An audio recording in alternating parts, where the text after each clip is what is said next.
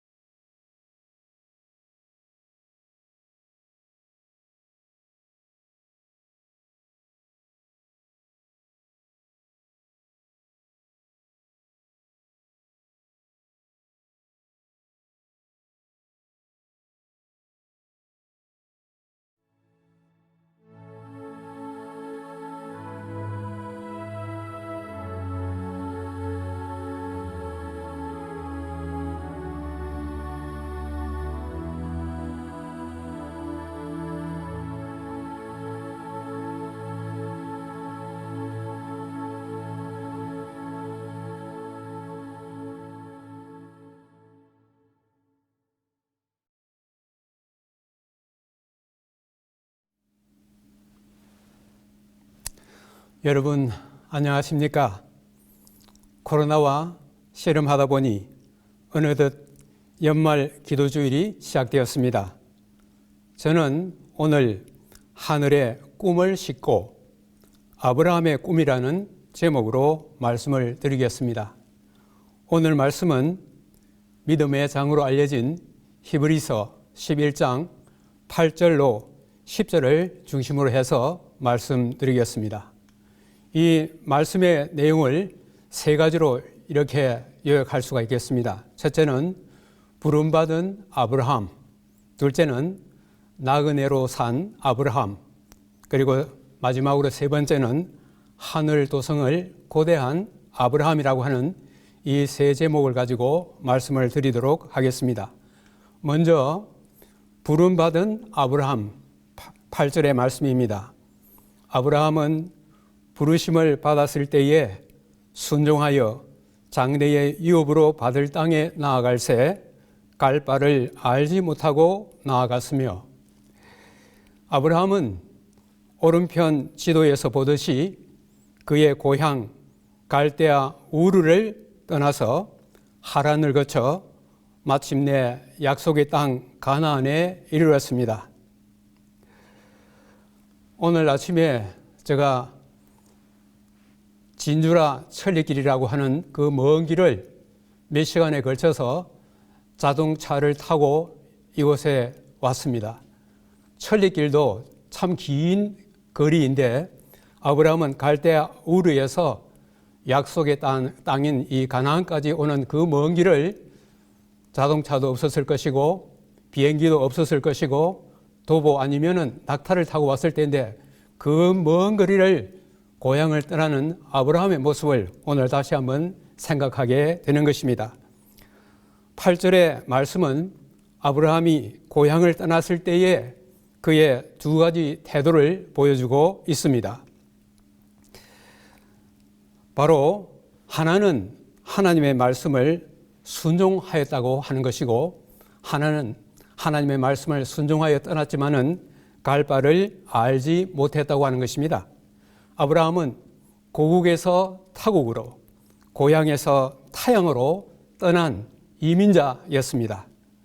아브라함은 그의 고향을 떠나 약속의 땅에 이를 즈음에 하나님은 창세기 2장 12장 3절에 약속하신 것처럼 땅의 모든 족속이 너로 말미암아 복을 얻을 것이라고 그렇게 말씀하셨지만은 그 말씀의 뜻이 무엇인지도 알지 못한 채 낯설고 물설은 외국 땅으로 오로지 순종하며 그 길을 떠났습니다.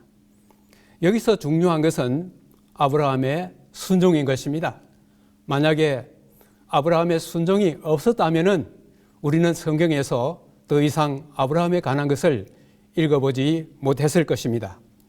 아브라함은 후에 그의 사랑하는 아들 이삭을 제물로 바치라는 하나님의 음성에 순종하였을 때 그의 순종이 절정에 달았고 참 빛을 발하는 순간이기도 했습니다. 비록 고통스러운 순간이기도 했지만은 하나님의 말씀에 순종하여 떠났으나 그를 기다리고 있는 땅이 어떤 곳이며 그의 장래가 어떻게 될 것인지 갈 바를 알지 못하고 떠났습니다. 그래서 떠나기는 떠났지만은 하나님의 말씀에 순종하여 떠나기는 떠났지만은 불안한 출발이었던 것입니다. 저도 예수 믿는 사람 한 사람도 없는 가정에서 그 가정의 장남으로 태어나 신앙을 받아들이고 마침내 신학을 하러 왔을 때에 참 어려운 시련들이 많아 장차 내 미래가 어떻게 될지 갈 바를 알지 못하고 왔던 기억이 새롭습니다. 그래서 아브라함은 우리가 흔히 믿음의 조상이라고 그렇게 알고 있지만은 순종의 조상이라고도 말할 수 있을 것입니다. 그러나 그가 이민자로서 낯선 땅으로 떠났을 때 그 출발은 불안하였던 것입니다. 두 번째, 아브라함은 나그네로 산 사람이었습니다. 믿음으로 그가 이방의 땅에 있는 것 같이 약속의 땅에 거류하며 동일한 약속을 유업으로 함께 받은 이삭 및 야곱과 더불어 장막에 거하였다, 이렇게 이야기하고 있습니다. 여기에 특별히 저의 관심을 끄는 것은 바로 거류하며라고 하는 이 노란 색깔로 여기에 표시된 거류하며라고 하는 이 단어인 것입니다. 아브라함은 약속의 땅에 왔는데도 왜 거류하며 장막에 살았습니까? 이 원문상으로 보면은 이 거류하다 하는 이 말은 누구누구의 곁에 살다, 원주민 곁에 살다, 거기에서 나그네로 살다 하는 그런 의미로 파생되었습니다. 이 거류하다 하는 이것을 한글 사전에는 어떤 곳에 임시로 머물러 살다, 그런 의미를 갖고 있습니다. 그렇기 때문에 아브라함은 하나님께서 약속하신 그 약속의 땅에 왔지만은 그는 나그네로 살면서 거기가 영구적으로 있을 그런 장소가 아니라 임시로 있을 그런 하나의 것으로 생각하고 이 약속의 땅에 온 것입니다. 그래서 현대인의 성경은 이 원문의 의미를 잘 살려서 이렇게 번역하고 있습니다. 믿음으로 그는 약속받은 낯선 땅으로 가서 같은 약속을 받은 이삭과 야곱과 함께 나그네처럼 천막 생활을 하였습니다. 나그네처럼 천막 생활을 하였습니다. 이것이 바로 아브라함이 자기의 고향 땅을 떠나서 낯설고 물선 외국 땅에 비록 하나님께서 약속하신 그 땅이지만은 그는 그곳에서 나그네처럼, 그것도 평생 살 수 있는 그런 잘된 집이 아니라 천막 같은 생활을 했다고 하는 것을 여기에 볼 수가 있는 것입니다. 제가 제 자신에게 하나의 별명을 붙였습니다. 닉네임이라 그럴까요? 하사갓입니다. 김사갓처럼 시를 좀 짓는다고 하는 그런 의미에서 붙이기도 했지만은 이 하사갓이라는 말을 제가 사용할 때는 나는 나그네다 하는 그런 의미가 있어서 제가 이 땅에 신앙생활을 하면서 이 땅에 비록 몸을 붙이고 살지만은 하늘 본향을 사모하는 나그네라고 하는 그런 의미를 항상 제 마음속에 간직하기 위해서 하사갓이라고 하는 그런 닉네임을 즐겨 사용하고 있습니다. 또 장막에 거하였다고 하였는데 더 정확하기는 천막 또는 초막입니다. 나그네라 말과 매우 잘 어울리는 말입니다. 사막에 베두인처럼 훌훌 언제라도 틀고 떠날 수 있는 그런 거처입니다. 제가 이 나그네라 말을 즐겨 쓰는 또 하나의 이유는 이 정처 없이 떠도는 방랑객이 아닌 것입니다. 나그네는 가야 할 곳이 분명히 그 목적지가 있는 그런 사람을 나그네라고 하는 것입니다. 아브라함은 모든 것이 안정되고 가족과 친족이 있는 고향 땅을 버리고 약속의 땅에 왔는데도 왜 이 낯선 외국 땅에서 이민자로 나그네로 살아야 했습니까? 하나님께서 하신 그 약속의 땅이면 거기서 영구적으로 머물러 있어야 되는데 그는 그곳에서 자기가 나그네로 살고 있으면서 천막 생활을 살고 있으면서 왜 그런 약속의 땅이지만은 마치 그곳에 영구적으로 있을 곳이 아닌 것처럼 그런 삶을 살았을까요? 그 이유가 바로 다음 이 마지막 10절에서 나오고 있는 것입니다. 이는 그가 하나님이 계획하시고 지으실 터가 있는 성을 바랐습니다. 여기에 이는 하는 이 말 속에 이 원문 성경 속에는 그 앞에 왜냐하면 하는 이 말이 나오고 있어요. 아브라함이 부름을 받고 약속의 땅에 갔지만은 나그네처럼 살고 그가 천막 생활을 하는 그 이유가 바로 이 10절에 나와 있는 것입니다. 바로 그는 하나님이 지으신 그 도성을 바라보는 그 때문에 그는 약속의 땅에서도 나그네로 살 수가 있었습니다.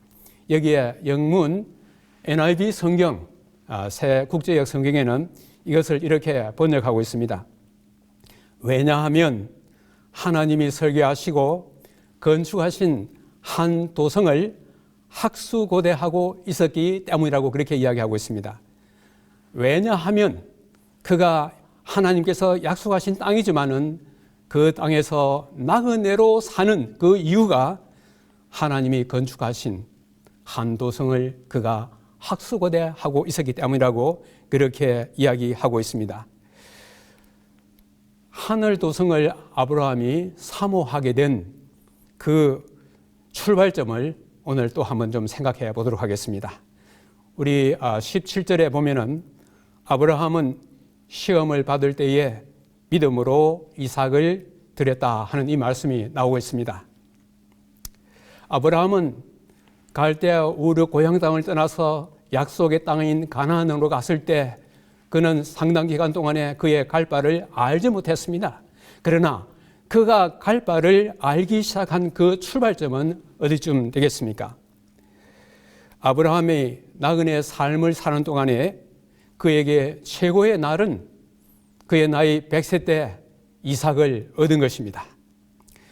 그에게 가장 고통스러웠던 것은 그의 나이 120세에 그의 사랑하는 아들 이삭을 하나님께 드리라는 바로 하나님의 음성이었습니다. 이것은 가장 그의 삶에 있어서 고통스러운 순간이었지만은 아브라함의 순종이 빛을 발하는 절정의 순간이기도 했습니다. 어쩌면 이 사건에서부터 아브라함은 너로 말미암아 땅의 모든 족속이 복을 얻으리라고 하는 이 말씀의 의미도 깨닫기 시작했을 것입니다. 이 이삭의 이 사건이 그에게 가르쳐 준 것은 무엇입니까? 우리는 여기에서 이 사도행적에 있는 한 말씀을 인용해 드리겠습니다. 이삭이 제물로 바치라 한 것은 인간의 구속을 위해 하나님께서 치르신 위대한 희생을 이해할 수 있도록 하기 위해 허락하신 것이었습니다. 이삭을 제물로 드리는 그 시점에서부터 하나님께서 치르신 그 위대한 희생을 이해하기 시작했을 것입니다. 그렇다면 이 하나님께서 예수 그리스도의 십자가를 통하여 치르신 이 위대한 희생을 이 시점에서부터 어디까지 그가 이해했을 것 같습니까? 아브라함이 이삭을 모리아 산상에서 그의 사랑하는 아들을 제물로 드리려 할 때 이삭은 세상 죄를 위해 희생 제물로 드려진 하나님의 아들에 대한 표상이었습니다. 바로 아브라함은 자기의 사랑하는 아들 이삭을 제단 위에 바치려고 했을 때 그가 칼을 들고 사랑하는 아들을 내려치려고 했을 때 그는 하나님의 계시를 통하여 장차 하나님의 아들이 이 땅에 오셔서 죄로 인하여 죽어가는 우리 인간들을 구원하시기 위하여 희생하시는 그 십자가를 그는 바라보게 되었습니다. 그런데 아브라함이 이 십자가에서부터 어디까지를 하나님께서 인간의 구원을 위하여 위대한 희생을 치르시는 이것이 십자가에서부터 어디까지를 그가 이해할 수 있었는지 아브라함과 하나님과의 관계를 통해서 한번 잠깐 살펴보도록 하겠습니다. 여기 창세기 18장 17절에는 물론 소돔과 고모라의 멸망을 눈앞에 두고 하신 말씀이긴 합니다마는 여호와께서 이르시되 내가 하려는 것을 아브라함에게 숨기겠느냐? 그 다음에 야고보 2장 23절 그것은 이사야 41장 8절에서부터 인용되었을 것입니다마는 아브라함은 하나님의 벗이라 칭함을 받았습니다. 자, 하나님께서는 그가 장차 하시려고 하는 그 모든 일들을 아브라함에게 숨기지 않으신다고 말씀하셨습니다. 그렇기 때문에 우리는 여기에서 아브라함은 사랑하는 아들 이삭을 제단에서 제물로 드리는 그 순간에 그는 계시를 통하여 장차 하나님의 아들 예수 그리스도께서 십자가에 돌아가실 그 사건을 끈으로부터 출발하여 그 다음에 어떤 사건을 거쳐서 오늘 10절에 말씀하신 것처럼 아브라함은 왜냐하면 아브라함은 하나님께서 설계하시고 지으신 그 도성을 학수고대하였다고 했는데 이 십자가로부터 하나님의 도성까지의 그 중간에 아브라함은 무엇을 보았을 것인지는 우리가 한번 추측해 볼 수가 있는 것입니다. 아브라함은 십자가에서 결코 멈추지 않았습니다.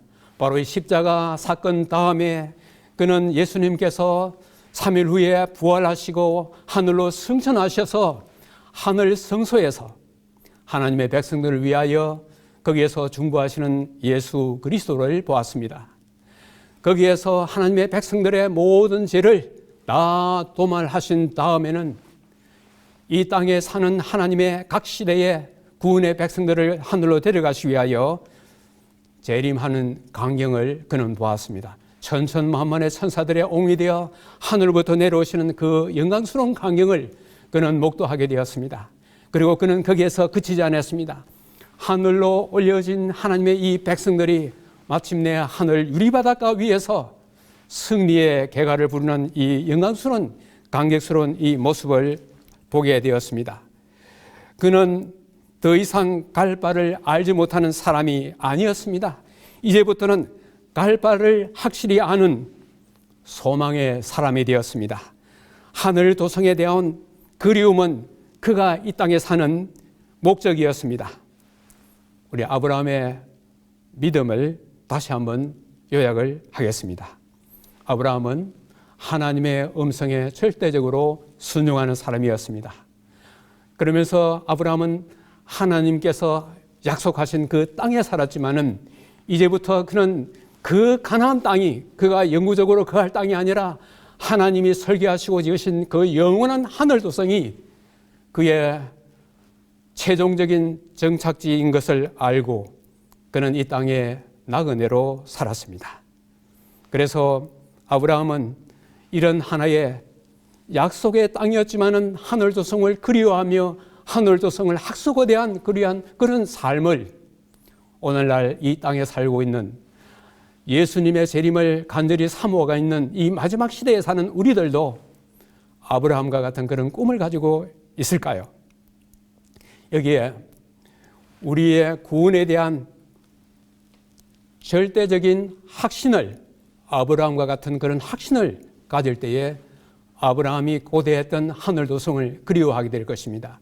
우리는 어떻게 하면은 우리의 구원에 대한 절대적인 확신을 가질 수 있겠습니까? 우리의 구원의 절대적 확신에 대하여 성경에 여러 말씀들이 있지만은 오늘 저는 이 성경 가운데서 두 구절을 선택하였습니다. 그 가운데 하나가 요한복음 5장 22절 그리고 24절인 것입니다.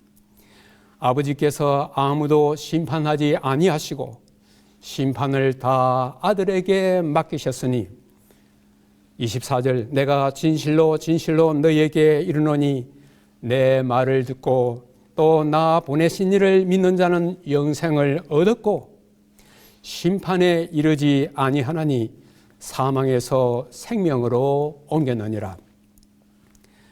여기에 예수님께서 하신 이 말씀, 우리가 성경에 예수님께서 하신 말씀은 천지가 없어지는 그것보다도 더 무거운 의미를 갖다가 가지고 있는 것입니다. 오늘 예수님께서 여기에 말씀하시면서 아무도 심판하는 그 권세를 하늘 아버지께서 가지고 있지 아니하시고 그 권세를 아들에게 맡기셨다고 그랬습니다. 언제 아들에게 맡겼을 것 같습니까? 우리 마태복음 28장 18절에 보면은 예수님께서 하늘로 승천하기 직전에 이 말씀을 한 것입니다. 예수께서 나와 말씀하여 이르시되 하늘과 땅으로 모든 권세를 내게 주셨으니 예수님께서 십자가에 돌아가신 그 사건 이후로 그리고 하늘로 승천하셨을 때는 하늘에서 왕과 대제사장으로 등극하시면서 모든 사람들의 심판하는 권세를 아들에게 맡기셨다고 그렇게 이야기하고 있습니다. 여기에 맡기셨다고 하는 이 말은 우리가 단순히 맡겼다 그렇게 이해할 수 있겠지만은 원래 이 성경 원문에는 이것이 현재 완료 시제로 되어 있는 것입니다. 이것은 완료 시제라고 하는 것은 과거 어느 시점에서 출발해 가지고 그것을 현재도 여전히 그것을 그 영향력을 끼치고 있고 그것을 현재 가지고 있는 그 상태를 말하는 것입니다. 바로 예수님께서는 십자가 이후로 하나님께서 아들에게 맡기신 그 심판의 근세를 현재도 여전히 가지고 있다는 그 말씀을 하고 있는 것입니다. 그 다음에 24절입니다. 내가 진실로 진실로, 여기에 진실로 진실로 하는 이 말은 우리 원문 속에는 아멘, 아멘입니다.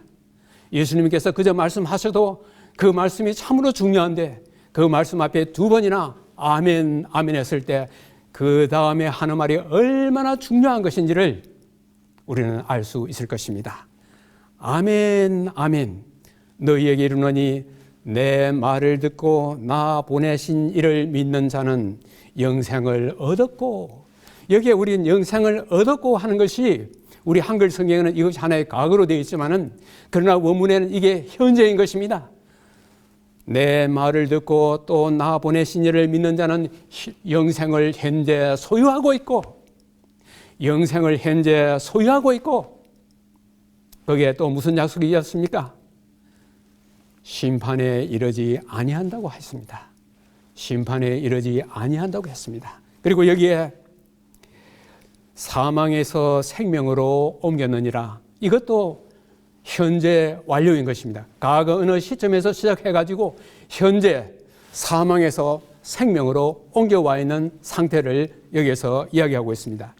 그런데 여기 이 나 보내신 이를 믿는 자는 옮겼느니라, 마치 자기가 옮긴 것처럼 그렇게 되어 있는데 이 옮겼느니라는 말보다도 원문상으로는 여기에 제가 얘기했습니다. 넘어갔다, 건너갔다, 이 의미가 원문이 가지고 있는 그 의미가 아주 의미가 가깝습니다. 그러므로 사망에서 생명으로 넘어갔다, 건너갔다, 그런 의미가 여기에 말씀하고 있습니다.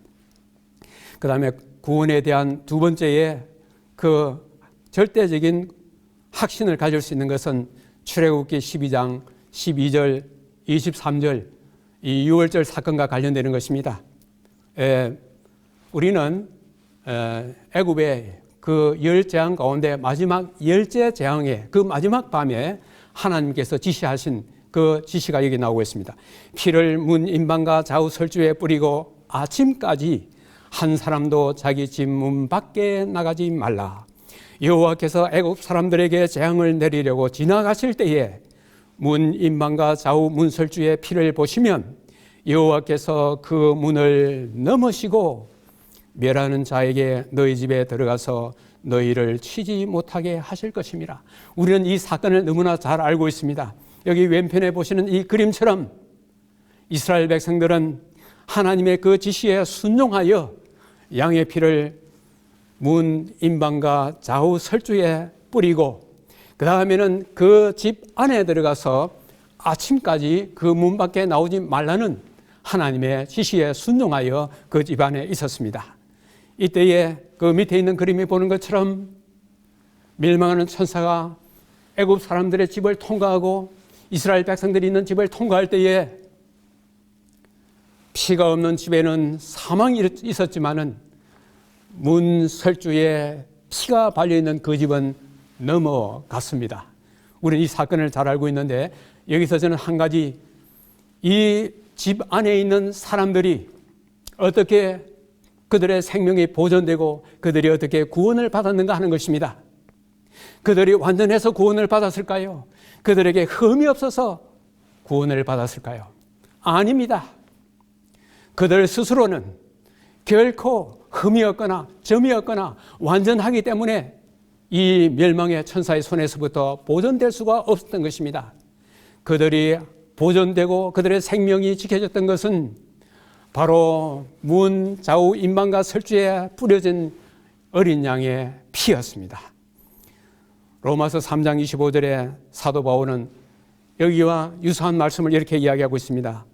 이 예수를 하나님이 그의 피로써 전에 지은 죄를 강가하심으로 자기의 의로우심을 나타냈다 했는데 여기에 강가한다 이 말이나 그 문을 넘어섰다 하는 이 말이나 그 의미가 같은 말인 것입니다. 자, 그런데 이 멸망의 천사가 이 각 집을 돌 때에 하나님의 지시는 아침까지 그 집에서 나오지 말라고 했습니다.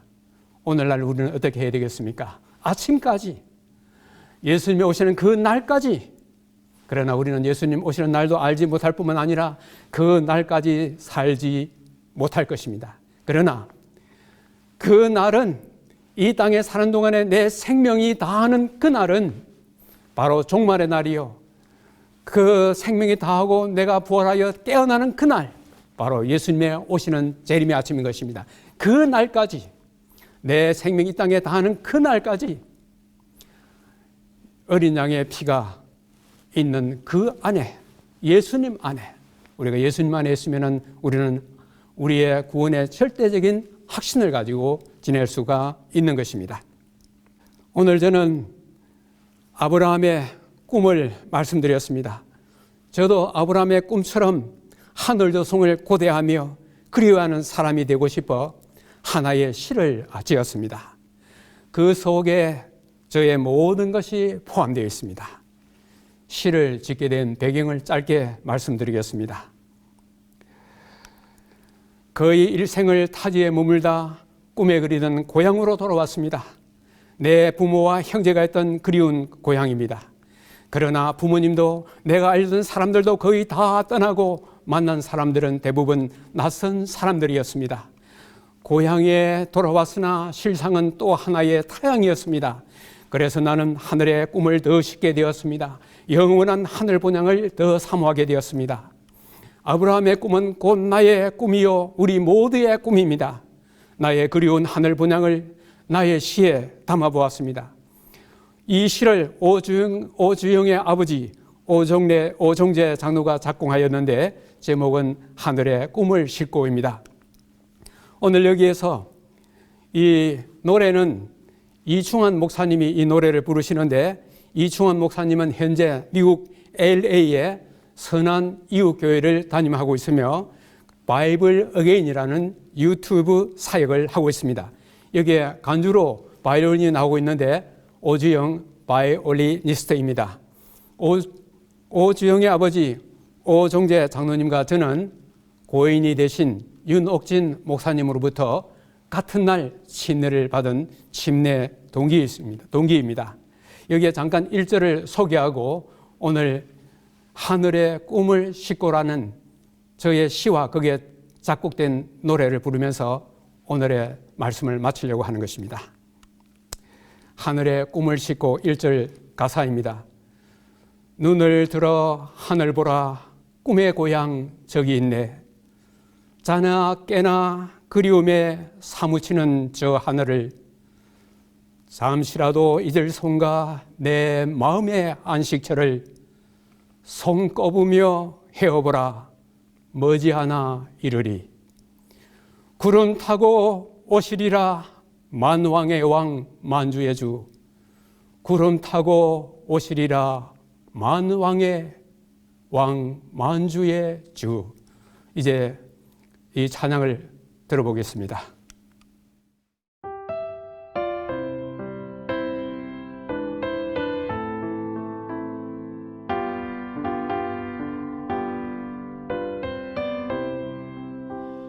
눈을 들어 하늘 보니 꿈의 고향 저기 있네. 자나 깨나 그리움에 사무치는 저 하늘을 잠시라도 잊을 선가 내 마음의 안식처를 손꼽으며 헤어보라 머지않아 이르리. 구름 타고 오시리라 만왕의 왕 만주의 주. 구름 타고 오시리라 만왕의 왕 만주의 주. 밤하늘에 반짝이는 별무리들 춤을 추고 천사들은 비파 들고 하늘 선율 들려주네. 이 땅 위에 나그네는 잠 못 들어 하는구나. 두 손 모아 간구하라. 환희의 날 이르리. 구름 타고 오시리라. 만왕의 왕 만주의 주 구름 타고 오시리라. 만왕의 왕 만주의 주.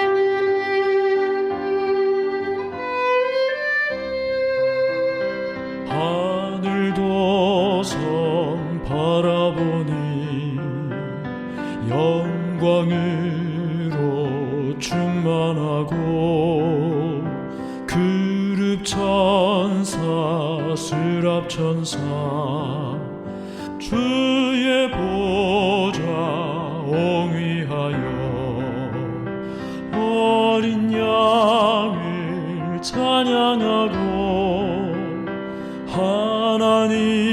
하나님을 찬송하니 머리 들고 하늘 보라. 구원의 날 이르리. 구름 타고 오시리라. 만왕의 왕 만주의 주